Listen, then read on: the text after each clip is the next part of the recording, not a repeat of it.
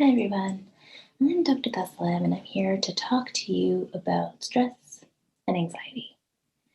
So, we all have stress, it's a normal part of life, and it's actually quite helpful for us. Let's say we're walking down the street, regular day, nothing particularly extraordinary is supposed to happen when we see a lion in the middle of the street. So, what's going to happen? Our bodies and our minds are going to prepare for whatever's supposed to happen with that lion. Probably that we're going to fight or flight. Now, our body might have other types of reactions as well, including freezing and what we call fawning or collapsing. However, usually our body is going to have some sort of physiological reaction in response to this lion. And so we might start to feel our heart racing, our muscles tense, our body might start to get warm.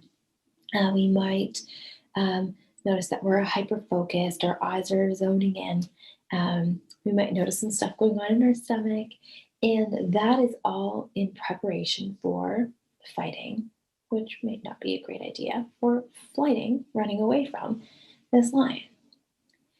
Then we'll also notice that we'll have some behaviors, right? And so that might include this fight with the lion or the getting the heck out of there. And so when we encounter any kind of threat, our bodies, our minds come together to prepare to protect ourselves or defend ourselves. Now, what happens when we have an event that might not be physically threatening? So, for example, a job interview or an exam or even a date, right? These events are still potentially threatening for us. And so we might notice that our bodies and our minds react to these events as though they are threats as well, because they're threats to our self and our perhaps our self-worth, our self-confidence, our self-esteem. And so we might notice that our minds are constantly thinking about this event. Our hearts might race. We might notice that we're jittery or sweaty.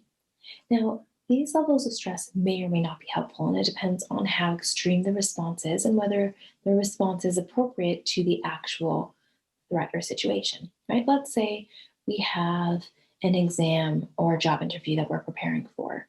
Now, a certain amount of stress is going to be just what we need in order to study and to prepare and to make sure that we're on time for the exam or the job interview.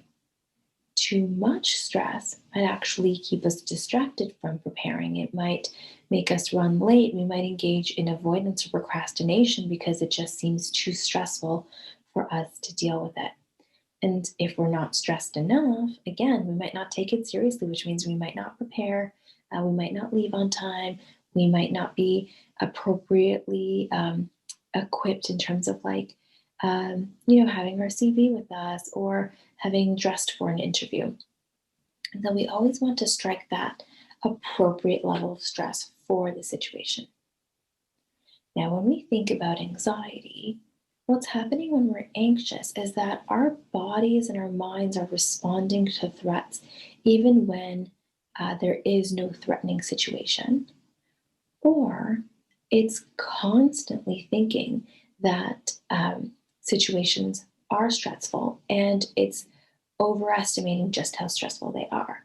So, for example, if we go back to that job interview, while the job interview might be something we're very invested in, it might include a pay raise, a better working environment, it might be our dream job. But if we already have a job, if we're already financially secure, the job interview is not particularly threatening, right? It's not going to make or break us. It's not the same thing as if we encounter a lion in the street. But if we are stressing about this job interview as though it were a lion, that's probably too much stress. And that's probably going to get in the way of us being able to effectively prepare for this job interview. When we have anxiety, our body and our minds are perceiving lions everywhere, even when there is no lion, Or perhaps it's just a cat, but we're perceiving it as a lion. And it's constant and it's extreme and it gets in the way. So, the way that we might experience this is through our minds racing, difficulty focusing, concentrating. We might notice that our minds are constantly going to the worst case scenario or constantly thinking about problem solving or what ifs. Our bodies are probably experiencing some of those bodily sensations involved with anxiety, like that heart racing, um, like the sweatiness, the jitteriness, the cold or warm hands. We might notice a bit of indigestion. Um, and these are often the physiological responses to anxiety. We might notice that we're engaging in avoidant behavior, or we're irritable, or procrastinating, or snappy, or we're withdrawing completely. And in terms of our emotions, we might notice that we're fearful, scared, on edge. Um, we might notice that we jump very quickly between emotions because our bodies are already so on edge. Now, what can we do?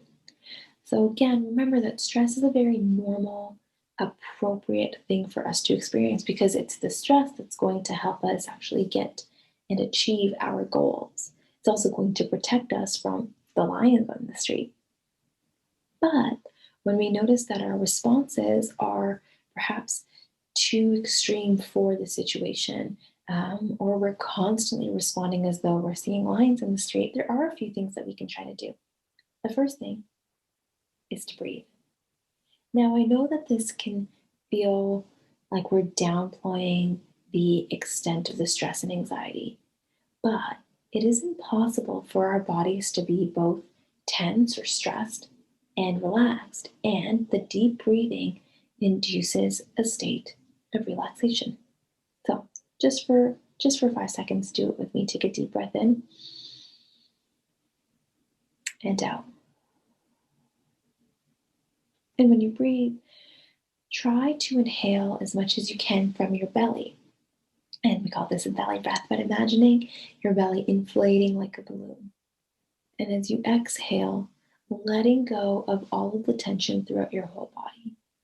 The more you can incorporate this throughout your day, the easier it becomes for your body to actually relax throughout the day. And so, one of the things I encourage people to do is every time they walk through a doorway, take a deep breath. Every time you notice the hour change, take a deep breath. Have a little cue so that you remember to breathe. And while we're all breathing in order to survive, we're not necessarily breathing intentionally, nor are we taking deep breaths. Most of us exist in a pretty shallow state of breathing.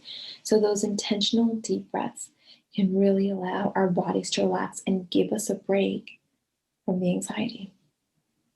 The other thing we can do is to really think about the situations that are causing us anxiety, and that are bringing us stress, and to ask ourselves whether we have control over the situation or whether we don't. For example, things we have control over: how much we prepare for a job interview. Things we don't have control over: the outcome of the job interview. And so we can prepare as much as we can, and then at the end of the day, it's out of our hands. So if it's something that we can control, what we can do is we can plan, we can prepare, we can problem solve. For the things that are outside of our control, the best thing to do is to accept that we have no control and refocus our time and energy on something else. So often we're trying to control the things that we have no control over, that it consumes us. We might think of a pandemic and we might spend a lot of time wondering, when is it going to be over? What is life going to look like once this is done? How will we ever live normally again? These are things we don't have a lot of control over. It's not harmful to spend time reflecting and wondering, but if these thoughts consume you, there's absolutely nothing you can do about it. And so it's better to refocus your time and refocus your energy. We can also work on letting go of the things that have happened in the past that we can no longer fix or go back and redo because they're simply, again, no longer in our control. But many of us, because it's human and we're human, we spend time worrying about things that we've done or that we've said or that we didn't do, things we wish we could redo. Work on letting go of these things if, again, they're outside of your control. We can try to incorporate physical reassurance.